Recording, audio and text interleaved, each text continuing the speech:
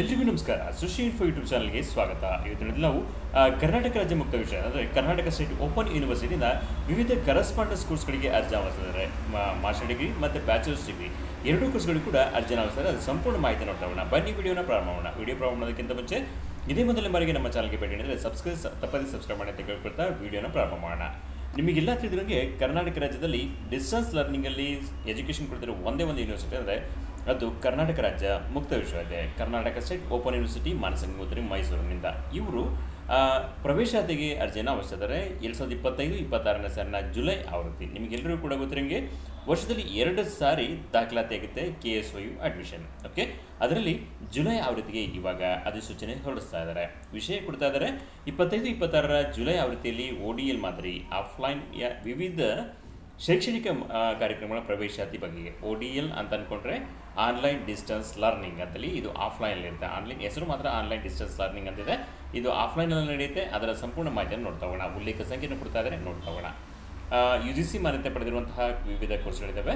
ನೀವು ಜಾಬ್ ಕೂಡ ಈ ಕೋರ್ಸ್ ಎಲಿಜಿಬಲ್ ಆಗುತ್ತೆ. ಓಕೆ, 25-26ನೇ ಜುಲೈ ಆವೃತ್ತಿಯಲ್ಲಿ UGC ಅನುಮೋದಿತ ODL ಮಾದರಿಯ ವಿವಿಧ ಶೈಕ್ಷಣಿಕ ಕಾರ್ಯಕ್ರಮಗಳ ಪ್ರವೇಶಾತಿಗಾಗಿ ಆನ್ಲೈನ್ ಮೂಲಕ ಅರ್ಜಿ ಆಹ್ವಾನಿಸಲಾಗಿದ್ದು, ವಿದ್ಯಾರ್ಥಿಗಳು ಕೆಳಕಂಡ ಶಿಕ್ಷಣ ಕಾರ್ಯಕ್ರಮಗಳಿಗೆ ವಿವಿಯ ಅಂತರ್ಜಾಲದಲ್ಲಿರುವ ಅಡ್ಮಿಷನ್ ಪೋರ್ಟಲ್ ಮುಖಾಂತರ ಅರ್ಜಿಯನ್ನು ಸಲ್ಲಿಸಿ ಆಯಾ ಶಿಕ್ಷಣ ಕ್ರಮಗಳಿಗೆ ಸಂಬಂಧಪಡಿಸಿದ ನಿಗದಿಪಡಿಸಿರುವ ಶೈಕ್ಷಣಿಕ ವಿದ್ಯಾರ್ಥಿಗಳ ದಾಖಲಾತಿಗಳನ್ನು ವಿಶ್ವವಿದ್ಯಾಲಯ ಕೇಂದ್ರ ಕಚೇರಿ ಮೈಸೂರು ಅಥವಾ ಹತ್ತಿರದ ವಿವಿಧ ಪ್ರಾದೇಶಿಕ ಕೇಂದ್ರಗಳಲ್ಲಿ ಪ್ರವೇಶಾತಿಯನ್ನು ಪಡೆಯಬಹುದಾಗಿದೆ. ಅಂದರೆ ನೀವು ಈ ಕೋರ್ಸ್ಗಳಿಗೆ ಅಡ್ಮಿಷನ್ ಆಗಬೇಕಂದ್ರೆ ಆನ್ಲೈನ್ ಮೂಲಕ ಅಪ್ಲಿಕೇಶನ್ ಹಾಕಬೇಕಾಗುತ್ತೆ. ಅಪ್ಲಿಕೇಶನ್ ಹಾಕಿ ನಿಮಗೆ ಯಾವ ಕೋರ್ಸ್ ಬೇಕೋ ಅದಕ್ಕೆ ನಿಗದಿಪಡಿಸಿರುವ ದಾಖಲಾತಿಗಳನ್ನು ವಿಶ್ವವಿದ್ಯಾಲಯದ ಕೇಂದ್ರ ಕಚೇರಿ ಅಂದರೆ ಮೈಸೂರಿನಲ್ಲಿರುವಂತಹ ಮೇನ್ ಕ್ಯಾಂಪಸ್ಸಿಗೆ ಹೋಗಿ ನೀವು ದಾಖಲಾತಿಗಳನ್ನು ಸಲ್ಲಿಸ್ಬೋದು, ಅಥವಾ ಹತ್ತಿರದ ವಿವಿಧ ಪ್ರಾದೇಶಿಕ ರೀಜನಲ್ ಸೆಂಟರ್ಸ್ ಇದೆ, ಆ ರೀಜನಲ್ ಸೆಂಟರ್ಸಲ್ಲಿ ನೀವು ಅಡ್ಮಿಷನ್ನ ತಗೋಬೋದಾಗುತ್ತೆ. ಓಕೆ, ಡೀಟೇಲ್ಸ್ನ ನೋಡ್ತಾ ಹೋಗೋಣ. ಈ ಯಾವ್ಯಾವ ಶಿಕ್ಷಣ ಕ್ರಮಗಳಿದೆ, ಕಾರ್ಯಕ್ರಮಗಳಿದೆ ನೋಡ್ತಾ ಹೋಗೋಣ. ಇಲ್ಲಿ UG ಶಿಕ್ಷಣ ಕ್ರಮಗಳು ಅಂದರೆ ಡಿಗ್ರಿ ಅಂತ ಅನ್ಕೊಳ್ತಿದ್ರೆ ಅಂಡರ್ ಗ್ರಾಜ್ಯುಯೇಟ್ ಕೋರ್ಸಸ್ ಯಾವುದಿದೆ ನೋಡ್ತಾ ಹೋಗೋಣ. BA ಕೋರ್ಸ್ ಇದೆ, ನಾನ್ CBSE ಕನ್ನಡ ಮತ್ತು ಇಂಗ್ಲೀಷ್ ಮಾಧ್ಯಮದಲ್ಲಿರುತ್ತೆ. ವಾರ್ಷಿಕ ಕೋರ್ಸ್ಗಳಿದು 3 ವರ್ಷದ ಕೋರ್ಸ್, ಅಂದರೆ ವರ್ಷಕ್ಕೊಂದ್ಸಲ ಎಕ್ಸಾಮ್ ನಡೆಯುತ್ತೆ. ಇದು 3 ವರ್ಷದ ಕೋರ್ಸ್. ಅದೇ ಥರ BCom ನಾನ್ CBCS ಅಂತೇಳಿ ಕೊಟ್ಟಿದ್ದಾರೆ. ಇದು ಇಂಗ್ಲೀಷ್ ಮಾಧ್ಯಮದಲ್ಲಿ ನಡೆಯುತ್ತೆ. ವಾರ್ಷಿಕ ಎಕ್ಸಾಮ್ ನಡೆಯುವಂಥದ್ದು 3 ವರ್ಷದ ಕೋರ್ಸ್ ಆಗಿದೆ. BLED ISC ಅಂತೇಳಿ bachelor of library and information science ಅಂತೇಳಿ, ಇದು ಕನ್ನಡ ಮತ್ತು ಇಂಗ್ಲೀಷ್ ಮಾಧ್ಯಮ ಎರಡರಲ್ಲೂ ಕೂಡ ನಡೆಯುತ್ತೆ. ಇದು ಸೆಮಿಸ್ಟರ್ 1 ವರ್ಷದ ಕೋರ್ಸ್ ಆಗಿದೆ. ಇದು BSc ಸಾಮಾನ್ಯ ಅಂತೇಳಿ ಜನರಲ್ BSc, ಇದು ಕೂಡ ಇಂಗ್ಲೀಷಲ್ಲಿರುತ್ತೆ. ಸೆಮಿಸ್ಟರ್ ಸ್ಕೀಮ್ ಇದೆ. 3 ವರ್ಷದ ಕೋರ್ಸ್. ಇದರಲ್ಲಿ ಶರಾದಲ್ಲಿ ಕೊಡ್ತಾರೆ 13 ಕಾಂಬಿನೇಷನ್, ಅಂದರೆ ನಾವು PCM, PMCS, CBZ ಈ ಥರ ಎಲ್ಲ ಹೇಳ್ತೀವಲ್ಲ, 13 ಕಾಂಬಿನೇಷನ್ಸ್ ಇದೆ. ನಿಮ್ಮ ಇಷ್ಟದ ಕಾಂಬಿನೇಷನ್ ಸೆಲೆಕ್ಟ್ ಮಾಡಿಕೊಂಡು ನೀವು BSc ಕೋರ್ಸನ್ನು ಮಾಡ್ಕೋಬೋದು. ಅದೇ ಥರ BSc ಹಾನರ್ಸಲ್ಲಿ ಇನ್ಫಾರ್ಮೇಷನ್ ಟೆಕ್ನಾಲಜಿ ಕೋರ್ಸನ್ನು ಕೊಡ್ತಾ ಇದ್ದಾರೆ. ಇದು ಇಂಗ್ಲೀಷ್ ಮಾಧ್ಯಮ ಇರುತ್ತೆ. ಇದು ಕೂಡ ಸೆಮಿಸ್ಟರ್ ಸ್ಕೀಮ್ ಇದೆ. 3 ವರ್ಷದ ಕೋರ್ಸ್ ಆಗಿದೆ. ಅದೇ ಥರ BCA ಅಂತೇಳಿ, ಇದು ಕೂಡ ಇಂಗ್ಲೀಷ್ ಮಾಧ್ಯಮದಲ್ಲಿರುವಂಥ ಒಂದು ಕೋರ್ಸ್ ಆಗಿದೆ. ಸೆಮಿಸ್ಟರ್ ಸ್ಕೀಮಲ್ಲಿರುತ್ತೆ. 3 ವರ್ಷದ ಒಂದು ಕೋರ್ಸ್ ಆಗಿದೆ. ನೆಕ್ಸ್ಟ್ BBA ಇಂಗ್ಲೀಷ್ ಮಾಧ್ಯಮದಲ್ಲಿರುವಂಥ ಕೋರ್ಸ್ ಆಗಿದೆ. ಸೆಮಿಸ್ಟರ್ ಸ್ಕೀಮಲ್ಲಿ 3 ವರ್ಷದ ಒಂದು ಕೋರ್ಸ್ ಆಗಿದೆ. ಅದೇ ಥರ BSW ಕೂಡ ಇಂಗ್ಲೀಷ್ ಮಾಧ್ಯಮದಲ್ಲಿ ಇರ್ತದೆ. ಸೆಮಿಸ್ಟರ್ 3 ವರ್ಷದ ಕೋರ್ಸ್ ಆಗಿದೆ. ಇವಿಷ್ಟು ಕೂಡ ನಾವು UG ಶಿಕ್ಷಣ ಕ್ರಮಗಳು. ಡಿಗ್ರಿ ಅಂತ ಅಂದ್ಕೊಳ್ಳೋಣ, ಅಂಡರ್ ಗ್ರಾಜ್ಯುಯೇಟ್ ಕೋರ್ಸಸ್, ಇಷ್ಟು ಕೋರ್ಸ್ಗಳು 8 ವಿಧದ ಕೋರ್ಸ್ಗಳನ್ನ ನಾವು ಕರೆಸ್ಪಾಂಡೆನ್ಸಲ್ಲಿ ಓದೋದಕ್ಕೆ ಅವಕಾಶ ಇದೆ. ಅದೇ ಥರ PG ಶಿಕ್ಷಣ ಕ್ರಮಗಳು, ಪೋಸ್ಟ್ ಗ್ರಾಜ್ಯುಯೇಟ್ ಕೋರ್ಸಸ್ ಅಂತೇಳಿ, ನೀವು MA, MSc, MCom post graduate ಅಂತ ಹೇಳ್ತಿರುವ, ಮಾಸ್ಟರ್ ಡಿಗ್ರಿ ಅಂತ ಹೇಳ್ತೀವಲ್ಲ, ಆ ಕೋರ್ಸ್ಗಳು ಯಾವ್ದು ಕೊಡ್ತೀವಿ ನೋಡ್ತಾ ಹೋಗೋಣ. ಇಲ್ಲಿ ಮೊದಲನೇ ಕೋರ್ಸ್ನ ಕೊಡ್ತಾರೆ MA ಇನ್ ಕನ್ನಡ ಅಂತೇಳಿ, ಕನ್ನಡ ಮಾಧ್ಯಮದಂತೆ ಸೆಮಿಸ್ಟರ್ ಸ್ಕೀಮಲ್ಲಿ 2 ವರ್ಷದ ಕೋರ್ಸ್ ಆಗಿದೆ. ಅದೇ ಥರ MA ಇನ್ ಇಂಗ್ಲೀಷ್ ಅಂತೇಳಿ ಸೆಮಿಸ್ಟರ್ ಸ್ಕೀಮ್ 2 ವರ್ಷದ ಕೋರ್ಸ್. MA ಇನ್ ಹಿಂದಿ ಮಾಧ್ಯಮದಲ್ಲಿರುತ್ತೆ. ಸೆಮಿಸ್ಟರ್ ಸ್ಕೀಮಲ್ಲಿದೆ, 2 ವರ್ಷದ ಕೋರ್ಸ್ ಆಗಿದೆ. MA ಇನ್ ಸಂಸ್ಕೃತ ನಾನ್ CBCS ಅಂತೇಳಿ ಕೊಟ್ಟಿದ್ದಾರೆ. ಕನ್ನಡ ಮತ್ತು ಇಂಗ್ಲೀಷ್ ಮಾಧ್ಯಮದಲ್ಲಿರುತ್ತೆ. ವಾರ್ಷಿಕ ಕೋರ್ಸ್ ಆಗಿದೆ. 2 ವರ್ಷದ ಕೋರ್ಸ್ ಆಗಿದೆ. ಅದೇ ಥರ MA ಇನ್ ಉರ್ದು ಮಾಧ್ಯಮದಲ್ಲಿರುತ್ತೆ. ಸೆಮಿಸ್ಟರ್ 2 ವರ್ಷದ ಕೋರ್ಸ್. MA ಇನ್ ತೆಲುಗು ಮಾಧ್ಯಮದಲ್ಲಿರುತ್ತೆ. ಸೆಮಿಸ್ಟರ್ ಸ್ಕೀಮ್ 2 ವರ್ಷದ ಕೋರ್ಸ್ ಆಗಿದೆ. MA ಇನ್ ಇತಿಹಾಸ ಅಂತೇಳಿ ಕೊಟ್ಟಿದ್ದಾರೆ. ಕನ್ನಡ ಮತ್ತು ಇಂಗ್ಲೀಷ್ ಮಾಧ್ಯಮದಲ್ಲಿದೆ. ಸೆಮಿಸ್ಟರ್ ಸ್ಕೀಮ್ 2 ವರ್ಷಗಳು. MA ಅರ್ಥಶಾಸ್ತ್ರ ಕನ್ನಡ ಮತ್ತು ಇಂಗ್ಲೀಷ್ ಮಾಧ್ಯಮದಲ್ಲಿರುತ್ತೆ. ಸೆಮಿಸ್ಟರ್ ಸ್ಕೀಮ್ ಅದೇ 2 ವರ್ಷದ ಕೋರ್ಸ್ ಆಗಿದೆ. MA ಇನ್ ರಾಜ್ಯಶಾಸ್ತ್ರ ಕೋರ್ಸನ್ನು ಕೊಡ್ತಿದ್ದಾರೆ. MA ಇನ್ ಪೊಲಿಟಿಕಲ್ ಸೈನ್ಸ್ ಅಂತಲ್ಲಿ ಕನ್ನಡ ಮತ್ತು ಇಂಗ್ಲೀಷ್ ಮಾಧ್ಯಮದಲ್ಲಿರುತ್ತೆ. ಸೆಮಿಸ್ಟರ್ ಸ್ಕೀಮ್ 2 ವರ್ಷದ ಕೋರ್ಸ್ ಆಗಿದೆ. ನೆಕ್ಸ್ಟ್ ಇಲ್ಲಿ ಬರ್ತಾ ಇದ್ದೀವಿ MA ಸಾರ್ವಜನಿಕ ಆಡಳಿತ, public administration. MA in public administration ಅಂತೇಳಿ ಕನ್ನಡ ಮತ್ತು ಇಂಗ್ಲೀಷ್ ಮಾಧ್ಯಮದಲ್ಲಿ ಸೆಮಿಸ್ಟರ್ ಸ್ಕೀಮ್ 2 ವರ್ಷಗಳು. MA ಇನ್ ಸಮಾಜಶಾಸ್ತ್ರ MA ಇನ್ ಸೋಷಾಲಜಿ ಅಂತೇಳಿ, ಇದು ಕೂಡ ಕನ್ನಡ ಮತ್ತು ಇಂಗ್ಲೀಷ್ ಮಾಧ್ಯಮದಲ್ಲಿದೆ. ಸೆಮಿಸ್ಟರ್ ಸ್ಕೀಮಲ್ಲಿ 2 ವರ್ಷದ ಕೋರ್ಸ್ ಆಗಿದೆ.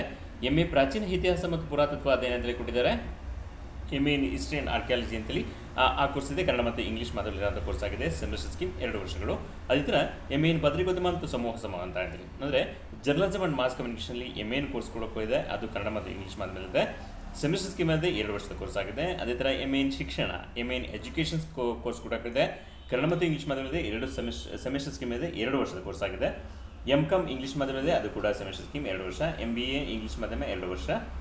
MBAದಲ್ಲಿ ಕೊಡ್ತಾ ಇದ್ದಾರೆ 8 ಸ್ಪೆಷಲೈಸೇಷನ್ ಇದೆ. ನೀವು HR, ಇನ್ಶೂರೆನ್ಸ್ ಈ ಥರ ನೋಡ್ತಾ ಹೋದಂಗೆ 8 ಸ್ಪೆಷಲೈಸೇಷನಲ್ಲಿ ನೀವು MBAನ ಮಾಡ್ಕೋಬೋದು. ಅದು ಕೂಡ ಒಂದು ಒಳ್ಳೆಯ ಅವಕಾಶ ಅಂತ ಅನ್ಕೋಣ. MSW ಇಂಗ್ಲೀಷ್ ಮಾಧ್ಯಮದಲ್ಲಿ ಸೆಮಿಸ್ಟರ್ ಸ್ಕೀಮ್ 2 ವರ್ಷದ ಕೋರ್ಸ್ ಆಗಿದೆ. MCA ಇಂಗ್ಲೀಷ್ ಮಾಧ್ಯಮದಲ್ಲಿ ಸೆಮಿಸ್ಟರ್ ಸ್ಕೀಮ್ 2 ವರ್ಷ. MLib BSc ಅಂತೇಳಿ ನೀವು ಅಲ್ಲಿ BLib BSc ಅಂತ ಹೇಳಿದ್ರಿ, ಇಲ್ಲಿ MLib BSc ಅಂತಿದೆ. Master of library and information science ಅಂತೇಳಿ ಇದು ಇಂಗ್ಲೀಷ್ ಮಾಧ್ಯಮದಲ್ಲಿ ಸೆಮಿಸ್ಟರ್ ಸ್ಕೀಮ್ 1 ವರ್ಷದ ಕೋರ್ಸ್ ಆಗಿದೆ. ಅದೇ ಥರ MSc ಭೌತಶಾಸ್ತ್ರ, MSc ಇನ್ ಫಿಸಿಕ್ಸ್ ಅಂತೇಳಿ ಕೊಟ್ಟಿದ್ದಾರೆ ಇಂಗ್ಲೀಷ್ ಮಾಧ್ಯಮ ಸೆಮಿಸ್ಟರ್ 2 ವರ್ಷಗಳು. MSc ರಸಾಯನಶಾಸ್ತ್ರ, MSc ಕೆಮಿಸ್ಟ್ರಿ ಕೋರ್ಸ್ ಇದೆ ಇಂಗ್ಲೀಷ್ ಸೆಮಿಸ್ಟರ್ ಸ್ಕೀಮ್ 2 ವರ್ಷದ ಕೋರ್ಸ್ ಆಗಿದೆ. MSc ಗಣಿತಶಾಸ್ತ್ರ, MSc ಇನ್ ಮ್ಯಾಥಮೆಟಿಕ್ಸ್ ಇಂಗ್ಲೀಷ್ ಮೀಡಿಯಮದಲ್ಲಿದೆ ಸೆಮಿಸ್ಟರ್ 2 ವರ್ಷಗಳು. MSc ಬಯೋಕೆಮಿಸ್ಟ್ರಿಯಲ್ಲಿ ಕೊಟ್ಟಿದ್ದಾರೆ, ಅದು ಕೂಡ ಇಂಗ್ಲೀಷ್ ಸೆಮಿಸ್ಟರ್ 2 ವರ್ಷದ. MSc biotechnology English semester scheme 2 ವರ್ಷದ ಕೋರ್ಸ್ ಆಗಿದೆ. MSc ಕ್ಲಿನಿಕಲ್ ನ್ಯೂಟ್ರಿಷನ್ ಆ್ಯಂಡ್ ಡಯಟಿಕ್ಸ್ ಅಂತೇಳಿ ಇದು ಕೂಡ ಇಂಗ್ಲೀಷ್ ಮಾಧ್ಯಮದಲ್ಲಿರುತ್ತೆ 2 ವರ್ಷದ course. MSc food and nutrition science ಅಂತ ಕೊಟ್ಟಿದ್ದಾರೆ. MSc data science, MSc computer science, MSc ಮಾಹಿತಿ ತಂತ್ರಜ್ಞಾನ, MSc ಇನ್ಫಾರ್ಮೇಷನ್ ಟೆಕ್ನಾಲಜಿ, MSc ಪರಿಸರ ವಿಜ್ಞಾನ ಎನ್ವೈರನ್ಮೆಂಟಲ್ ಸೈನ್ಸ್ ಅಂತೇಳಿ ಕೊಟ್ಟಿದ್ದಾರೆ. MSc ಭೂಗೋಳಶಾಸ್ತ್ರ, MSc ಮೈಕ್ರೋಬಯಾಲಜಿ, MSc ಮನಃಶಾಸ್ತ್ರ ಸೈಕಾಲಜಿ, MSc ಸಸ್ಯಶಾಸ್ತ್ರ ಬಾಟ್ನಿ ಇದೆ, ಇಲ್ಲಿ ಪ್ರಾಣಿಶಾಸ್ತ್ರ ಝೂಲಾಜಿ ಇದೆ. MSc ಅರ್ಥ ಸೈನ್ಸಸ್ ಇದೆ, MSc ಜೀವವಿಜ್ಞಾನ ಲೈಫ್ ಸೈನ್ಸಸ್ ಇದೆ. MSc ಎಲ್ಲ ಕೋರ್ಸ್ಗಳು ಕೂಡ ಇಂಗ್ಲೀಷ್ ಮಾಧ್ಯಮದಲ್ಲಿರುತ್ತೆ, ಸೆಮಿಸ್ಟರ್ ಸ್ಕೀಮ್ ಇದೆ, 2 ವರ್ಷದ ಕೋರ್ಸ್ ಆಗಿದೆ. ಓಕೆ, ಇವಿಷ್ಟು ಕೂಡ ನಾವು ಮಾಸ್ಟರ್ ಡಿಗ್ರಿ ಕೋರ್ಸ್ಗೆ ಇರುವಂತಹ ಒಂದು ಒಳ್ಳೊಳ್ಳೆ ಕೋರ್ಸ್ ಇದೆ. ಓಕೆ, ಅದಾದ ನಂತರದಲ್ಲಿ PG ಶಿಕ್ಷಣ ಕ್ರಮಗಳು ಅಂತಿದೆ, PG ಸರ್ಟಿಫಿಕೇಟ್ ಶಿಕ್ಷಣ ಕ್ರಮಗಳು ಅಂತೇಳಿ. ನೀವು ಸರ್ಟಿಫಿಕೇಟ್ ಕೋರ್ಸ್, ನೀವು ಮಾಸ್ಟರ್ ಡಿಗ್ರಿ ಮಾಡ್ತೀರಾ, ಅದ್ರ ಜೊತೆಲಿ ಒಂದು ಸರ್ಟಿಫಿಕೇಟ್ ಕೋರ್ಸ್ನ ಮಾಡಿಕೊಟ್ರೆ ಇದು ನಿಮ್ಮ ಜಾಬಿಗೆ ಒಂದು ಒಳ್ಳೆ ದಾರಿ ಆಗ್ತಾ ಹೋಗುತ್ತೆ ಅಂತ ಅನ್ಕೊಳ್ಳೋಣ. ಇದರಲ್ಲಿ PG ಸರ್ಟಿಫಿಕೇಟ್ ಕೋರ್ಸಲ್ಲಿ ಇಲ್ಲಿ 10+2+3 ಆಗುತ್ತೆ, ಅಂದರೆ ಡಿಗ್ರಿ ಆಗಿರೋರು ಈ ಕೋರ್ಸ್ಗಳಿಗೆ ಅಡ್ಮಿಷನ್ ಆಗೋದಕ್ಕೆ ಎಲಿಜಿಬಲ್ ಇರ್ತೀರಾ. ಓಕೆ, MN PG ಸರ್ಟಿಫಿಕೇಟ್ ಕೋರ್ಸಲ್ಲಿ ಇಂಗ್ಲೀಷ್ ಅಂತ ಕೊಟ್ಟಿದ್ದಾರೆ, ಅದು ವಾರ್ಷಿಕ ಕೋರ್ಸ್ ಆಗಿದೆ. ಕಮ್ಯುನಿಕೇಟಿವ್ ಇಂಗ್ಲೀಷ್, ಅದಾದಮೇಲೆ ಪತ್ರಿಕೋದ್ಯಮ ಮತ್ತು ಸಂವಹನ, journalism and mass communication, Kuvempu ಸಾಹಿತ್ಯ, ಹಣಕಾಸು ನಿರ್ವಹಣೆ, ಮಾನವ ಸಂಪನ್ಮೂಲ ನಿರ್ವಹಣೆ, ಹ್ಯೂಮನ್ ರಿಸೋರ್ಸ್ ಮ್ಯಾನೇಜ್ಮೆಂಟ್ ಅಂತೇಳಿ. ಅದಾದ ನಂತರದಲ್ಲಿ ಬಿಸ್ನೆಸ್ ಲಾ ಇದೆ, ಬಿಸ್ನೆಸ್ ಅಡ್ಮಿನಿಸ್ಟ್ರೇಷನ್ ಇದೆ, ಮಾರ್ಕೆಟಿಂಗ್ ಮ್ಯಾನೇಜ್ಮೆಂಟ್ ಇದೆ, ಅಂಬೇಡ್ಕರ್ ಸ್ಟಡೀಸ್ ಇದೆ, ನ್ಯೂಟ್ರಿಷನ್ ಆ್ಯಂಡ್ ಡಯಟಿಕ್ಸ್ ಇದೆ, ಮಾಹಿತಿ ತಂತ್ರಜ್ಞಾನ, ಇನ್ಫಾರ್ಮೇಷನ್ ಟೆಕ್ನಾಲಜಿ ಇದೆ, ಕಂಪ್ಯೂಟರ್ ಅಪ್ಲಿಕೇಶನ್ ಇದೆ, ಭಾಷಾ ವಿಜ್ಞಾನ ಕೂಡ ಇದೆ. ಇವಿಷ್ಟು ಕೂಡ ಪೋಸ್ಟ್ ಗ್ರಾಜುಯೇಟ್ ಸರ್ಟಿಫಿಕೇಟ್ ಕೋರ್ಸ್ಗಳು ಇಂಗ್ಲೀಷ್ ಮಾಧ್ಯಮದಲ್ಲಿರೋದು, ವಾರ್ಷಿಕ ಪರೀಕ್ಷೆ ನಡೆಯುವುದು 1 ವರ್ಷದ ಕೋರ್ಸ್ ಆಗಿದೆ. ಇಲ್ಲಿ ಭಾಷಾ ವಿಜ್ಞಾನ ಒಂದು ಹೊಸ ಶಿಕ್ಷಣ ಕ್ರಮವಾಗಿದೆ, ಈ ವರ್ಷದಲ್ಲಿ ಕೊಟ್ಟಿರುವಂಥ ಒಂದು ಕೋರ್ಸ್. ಅದಾದ ನಂತರದಲ್ಲಿ ಇಲ್ಲಿ UG ಡಿಪ್ಲೊಮಾ ಶಿಕ್ಷಣ ಕ್ರಮಗಳು ಅಂತೇಳಿ ನೀವು ಡಿಗ್ರಿಗೆ ಜಾಯ್ನ್ ಆಗ್ತೀರಾ, ಆ ಡಿಗ್ರಿ ಜೊತೆಲಿ ಇದೊಂದು ಡಿಪ್ಲೊಮಾ ಕೋರ್ಸ್ನ ಮಾಡಿಕೊಟ್ರೆ ಇದು ಕೂಡ ನಿಮ್ಮ ಜಾಬಿಗೆ ಒಂದು ಆ್ಯಡೆಡ್ ಅಡ್ವಾಂಟೇಜ್ ಅಂತ ಅನ್ಕೊಳ್ಳೋಣ. ಇಲ್ಲಿ ಬ್ರಾಕೆಟ್ಲಿ ಕೊಡ್ತಾರೆ 10+2 ಆಧಾರಿತ. ನೀವು PUC ಪಾಸ್ ಆಗಿದ್ರೆ ಈ ಕೋರ್ಸ್ಗೆ ಡೈರೆಕ್ಟಾಗಿ ಜಾಯ್ನ್ ಆಗ್ಬೋದಾಗುತ್ತೆ. ಅದರಲ್ಲಿ ಮೊದಲನೇ ಕೋರ್ಸ್ನ ಕೊಟ್ಟಿದ್ದಾರೆ UG ಡಿಪ್ಲೊಮಾ ಇನ್ ಕನ್ನಡ ಅಂತೇಳಿ. ಅದಾದ ನಂತರದಲ್ಲಿ ಪತ್ರಿಕೋದ್ಯಮ, ನ್ಯೂಟ್ರಿಷನ್ ಆ್ಯಂಡ್ ಹೆಲ್ತ್ ಎಜುಕೇಷನ್, ಮಾಹಿತಿ ತಂತ್ರಜ್ಞಾನ, information technology, computer application, early childhood care and education ಅಂತೇಳಿ ಭಾಷಾಂತರ ಅಧ್ಯಯನ. ಇವೆಲ್ಲವೂ ಕೂಡ ವಾರ್ಷಿಕ ಪರೀಕ್ಷೆ ನಡೆಯುವಂಥ ಒಂದು ಕೋರ್ಸ್ ಆಗಿದೆ, 1 ವರ್ಷದ UG ಡಿಪ್ಲೊಮಾ ಕೋರ್ಸ್ಗಳಿವೆ. ಅದಾದ ನಂತರದಲ್ಲಿ UG ಸರ್ಟಿಫಿಕೇಟ್ ಕೋರ್ಸ್ಗಳು ಕೂಡ ಇದೆ. ಇಲ್ಲಿ ಇದು ಕೂಡ 10+2 ಆಧಾರಿತ ಅಂತೇಳಿ. ಇನ್ನು PUC ಪಾಸ್ ಆಗಿರೋ ಈ ಕೋರ್ಸ್ಗೆ ಡೈರೆಕ್ಟಾಗಿ ಅಡ್ಮಿಷನ್ ಆಗ್ತಾ ಹೋಗ್ಬೋದಾಗುತ್ತೆ. ಇದ್ರ ಜೊತೆಲಿ ನೀವು ಯಾವ್ಯಾವ ಕೋರ್ಸ್ ಇದೆ ನೋಡ್ತಾ ಹೋಗೋಣ.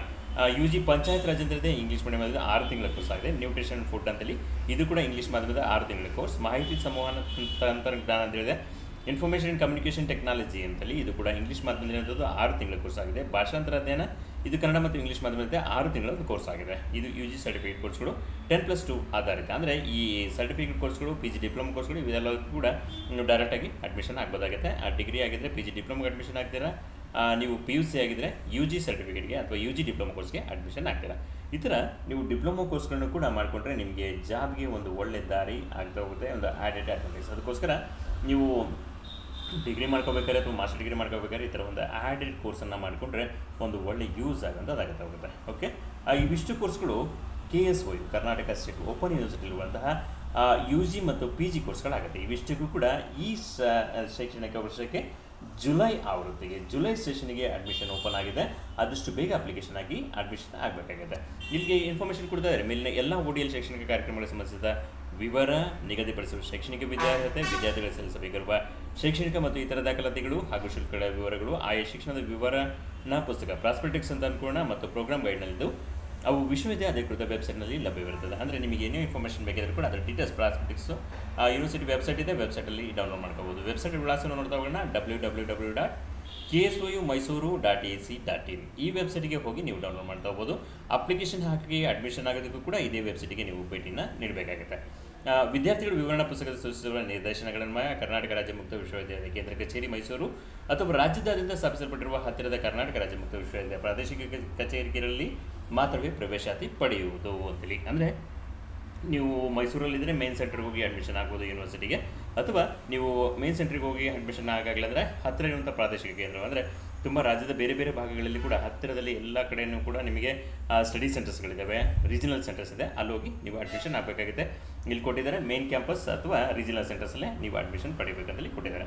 ಇಲ್ಲಿ ಕೊಟ್ಟಿದ್ದಾರೆ ಅಭ್ಯರ್ಥಿ ಇಚ್ಛೆ ಪಟ್ಟಲ್ಲಿ ಪ್ರವೇಶಾತಿ ಪೂರ್ವ ಸಮಾಲೋಚನೆಯನ್ನು ಮಾತ್ರ ನಿರ್ವಹಿಸಲು ವೆಬ್ಸೈಟ್ನಲ್ಲಿರುವ www.ksoumysuru.ac.in ನಲ್ಲಿರುವ ಅಧಿಕೃತ ಕಲಿಕಾರ್ಥಿ ಸಹಾಯ ಕೇಂದ್ರಗಳಿಗೆ ವಿಶ್ವವಿದ್ಯಾಲಯ ಅವಕಾಶ ಕಲ್ಪಿಸುತ್ತದೆ. ಈ ಕಲಿಕಾರ್ಥಿ ಕೇಂದ್ರಗಳಲ್ಲಿ ಪ್ರವೇಶಾತಿ ಪ್ರಕ್ರಿಯೆ ಮಾಡಲು ಬರುವುದಿಲ್ಲ ಅಂತಂದರೆ, ಈ ಕಲಿಕಾರ್ಥಿ ಕೇಂದ್ರಗಳಲ್ಲಿ ಕೇವಲ ಅಲ್ಲಿ ನಿಮಗೆ ಕೌನ್ಸಿಲಿಂಗನ್ನು ಮಾಡ್ತಾ ಹೋಗ್ತಾರೆ, ಪ್ರೀ ಅಡ್ಮಿಷನ್ ಕೌನ್ಸಿಲಿಂಗ್ ಅಂತಾರೆ. ಅಂದರೆ ನಿಮಗೆ ಯಾವ ಕೋರ್ಸನ್ನು ಮಾಡಬೇಕು ಅಂತ ಕೆಲವೊಂದು ಸರಿ ಕನ್ಫ್ಯೂಷನ್ ಇದ್ದಾಗ ನೀವು ಅಲ್ಲಿಗೆ ಭೇಟಿ ನೀಡ್ಬೋದು, ಅಲ್ಲಿ ಕೌನ್ಸಿಲಿಂಗ್ ಮಾಡ್ತಾರೆ, ನಿಮಗೆ ಯಾವ ಕೋರ್ಸ್ ಸೂಟಬಲ್ನ ನೀವು ಆಯ್ಕೆ ಮಾಡ್ಕೋಬೋದು.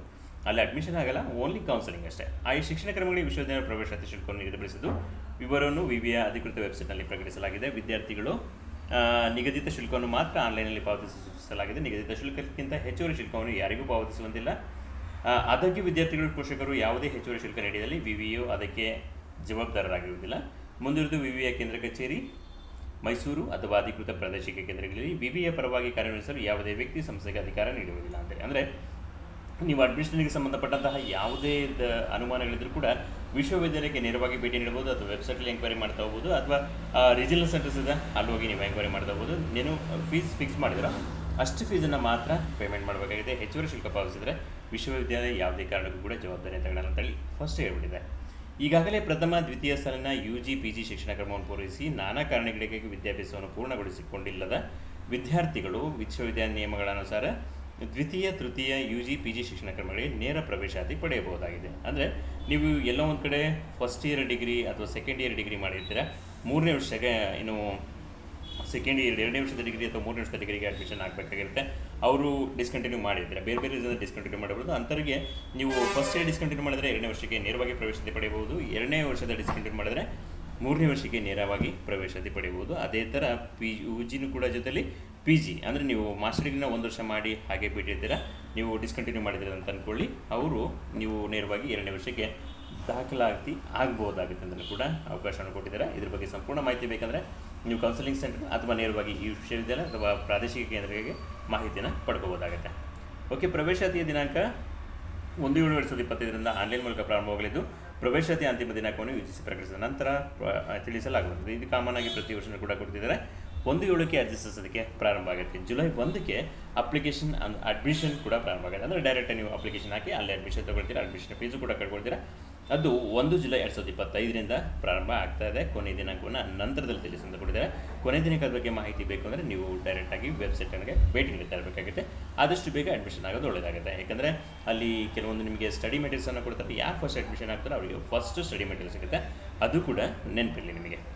ವಿಶ್ವವಿದ್ಯಾಲಯ ಪ್ರಾದೇಶಿಕ ಕೇಂದ್ರಗಳು ಕಲಿಕಾರ್ಥಿ ಸಹಾಯ ಕೇಂದ್ರಗಳ ವಿವರ ಮತ್ತು ವಿಳಾಸವನ್ನು ದೂರವಾಣಿ ಸಂಖ್ಯೆಗಳು ವಿಶ್ವವಿದ್ಯಾಲಯ ಅಧಿಕೃತ ವೆಬ್ಸೈಟ್ನಲ್ಲಿ www.ksoumysuru.ac.in ನಲ್ಲಿ ಲಭ್ಯವಿರುತ್ತದೆ. ಅಂದರೆ ಕಲಿಕಾರ್ಥಿ ಸಹಾಯ ಕೇಂದ್ರಗಳು ಮತ್ತು ಪ್ರಾದೇಶಿಕ ಕೇಂದ್ರಗಳ ಅಡ್ರೆಸ್ಸು, ಫೋನ್ ನಂಬರ್ ಇರಬೇಕಂದ್ರೆ ನೀವು ವೆಬ್ಸೈಟ್ಗೆ ಭೇಟಿ ನೀಡಬಹುದು. ವೆಬ್ಸೈಟ್ ವಿಳಾಸವನ್ನು ಹೇಳ್ತಾ ಇದ್ದಾರೆ www.ksoumysuru.ac.in. ಇಲ್ಲಿಗೆ ಭೇಟಿ ನೀಡಿದರೆ ಅಲ್ಲಿ ಎಲ್ಲ ಕೂಡ ನಿಮಗೆ ಮಾಹಿತಿ ಸಿಗ್ತಾ ಹೋಗುತ್ತೆ. ಹೆಚ್ಚಿನ ವಿವರಗಳಿಗಾಗಿ ವಿದ್ಯಾರ್ಥಿಗಳು ವಿಶ್ವವಿದ್ಯಾಲಯ ಅಧಿಕೃತ ವೆಬ್ಸೈಟ್ ksoumysuru.ac.in ಅಥವಾ ಸಹಾಯವಾಣಿ ಸಂಖ್ಯೆ 8690544544 ಅಂದರೆ ಹೆಲ್ಪ್ಲೈನ್ ನಂಬರ್ನ ಕೊಟ್ಟಿದ್ದಾರೆ 8690544544. ಮತ್ತೊಂದು ಸರಿ 86905444.